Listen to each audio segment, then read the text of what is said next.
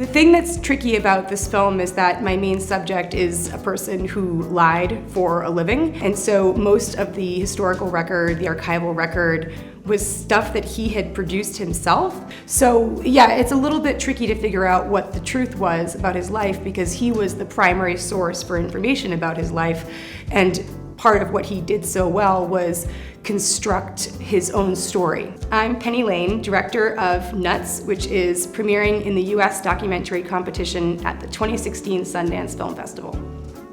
Nuts is the mostly true story of a doctor named John Romulus Brinkley, who in 1917 claimed that he had cured impotence with goat testicle transplants. When I found Brinkley's story, I thought it was ready-made for a film. His biography is a tragedy. It's a classic American story of someone who's born with nothing and, through his own hard work and genius, works his way to the top and then falls in this very spectacular way. One of the fun things about the film and how it ended up coming together is that it's structured as chapters, and each chapter is illustrated and animated by a different artist or team of artists. It's too bad I don't have Billy Goat Nuts. Too bad. Say, Doc, why don't you just put some in me? Beg your pardon?